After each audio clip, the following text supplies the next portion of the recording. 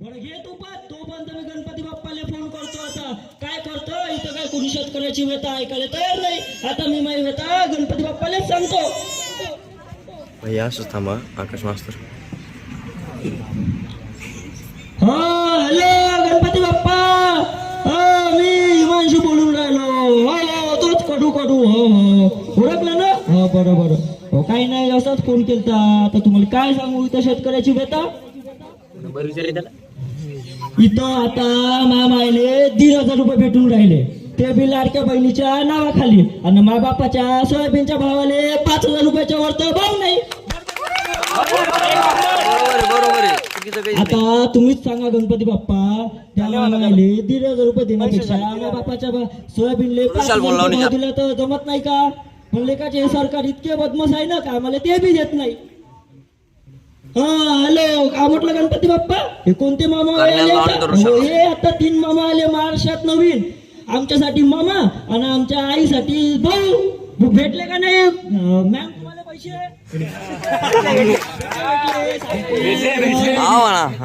बरं बरं तुम्ही बोलता का त्या मामा सोबत? बरं थांबा थांबा मी फोन लावतो, कॉन्फरन्स घेतो त्या मामाले, तुमचं बी ओळख करून देतो. थांबा थांबा. दुखायला लागला मग. हा हॅलो शिंदे मामा बोलून राहिले का? हॅलो हॅलो राम राम अजित मामा. राम राम फडणवीस मामा. राम राम. तिन्ही बी मामा एकाच जागी आहे वाटते. बरोबर आहे, महायुती आहे ना आता यायची. बरोबर नाही का? बरोबर आहे बरोबर आहे. काही नाही मामा, आता तुम्हाला काय सांगू, तुम्ही त्या 1,500 रुपयाच्या चक्कर मध्ये तो 1,500 कोटीचा प्रकल्प त्या गुजरातले नेऊन ठेवला आहे ना. नाही आता तुम्हीच सांगा, तो प्रकल्प जर महाराष्ट्रात राहिला असता तर आम्हाला रोजगार नसते भेटले का? आता मामा तुम्हाला सांगतो, माझ्या गावातले लोक आहे ना तुमच्या भाच्याले शिकल्या सवरा बेरोजगार म्हणून राहिले. बरोबर नाही का भावांनो? आता काय फायदा आमचा BSc ऍग्री शिकून? फायदा आहे का आता? मामा तुम्हाला सांगतो मी, आता आमच्या कास्तकाराले 1,500 रुपयाची गरज नाही. आम्हाला फक्त आमच्या सोयाबीनला भाव द्या आणि तुमच्या भाच्याले नोकरी द्या बस. अरे अरे हॅलो हॅलो ठेवलं का मामानं बोल? हॅलो गणपती बाप्पा, मामानं बोल ठेवलं वाटते. झोमली वाटते आता मामाची. फोन काटून देते, झोमते नाही यायला खरं बोलल्यावर. पडते पडते काही विषय नाही, आयुष्यावर पडतो यावर्षी. येऊन येऊन येणार कोण? काँग्रेस शिवाय आहेच कोण? कोण म्हणते? मी म्हणतो आम्ही नाही ऐकत. हो गणपती बाप्पा, अजून तुम्हाला एक सांगतो, हे आता तरी ठीक आहे. 2-4 महिन्याच्या अगोदर तर यायचं वेगळंच काय चालू होतं. झोपी दे उसने आयुष्यावर काय म्हणे माहितीये का? अब की बार 400 पार, अब की बार 400 पार. आणि महाराष्ट्रातले शेतकरी केले यायनं बेहाल. अहो आयुष्यावर तुम्हाला सांगतो, या विदर्भात फक्त कास्तकाराचा एकच मामा आहे आणि तो म्हणजे आपला वाच्चू मामा. अर्ध्या रात्री गव्हर्नमेंट अधिकाऱ्याच्या छाताड्यावर जाऊन बसतो तो शेतकऱ्यासाठी. अहो सर, राजकारण लोकांच्या याच्यावर 24 तास लाईन राहते याच्या बंगल्यावर, आणि आमच्या बापाच्या वावरात रात्री 2 वाजता लाईन येते. हे कुठला न्याय हो? म्हणजे आमच्या बापाचा काही जीव आहे का नाही? त्याने काही रात्री पाणी बोलवायला जाऊ का तिथं?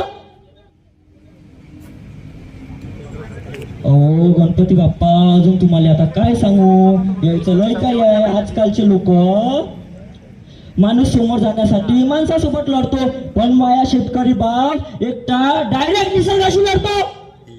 शिंदे सरकार सोबत टॅग करायचं.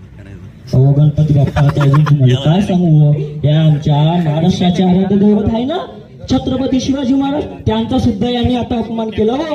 अहो तुम्हाला सांगतो गणपती बाप्पा, हे आजकालचे तरुण पोरं आणि हे राजकारणी लोक महाराजांचा फक्त निवडणुकीपुरता उपयोग करून घेतात आणि निवडणूक झाली का कोणाला विचारत पण नाही.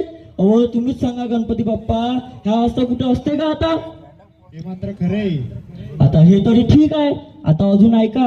अहो गणपती बाप्पा, आता तुम्हाला काय सांगू, सांगताना बिलाज वाटते. ऐकून घ्या आता तुम्ही बी, आणि ताई लोक तुम्ही बी ऐकून घ्या आता. हॅलो गणपती बाप्पा, आता तुम्हाला तो नुकताच कांड झालेला माहितच असं. ते RJ कॉलेज मधल्या एका डॉक्टर महिलेवर अत्याचार केला यांनी, केला का नाही? आता तुम्हाला सांगतो गणपती बाप्पा, आज बातमी खोलली, काल उद्या या पुढीवर अत्याचार, परवा त्या पुढीवर अत्याचार, नुसता याच बातम्या. 4-4 वर्षाच्या मुलींना पण सोडलं नाही हो गणपती बाप्पा यांनी. आता तुम्हाला काय सांगू, 60 वर्षाचा म्हातारा 15 वर्षाच्या पुढीवर अत्याचार करून राहिला.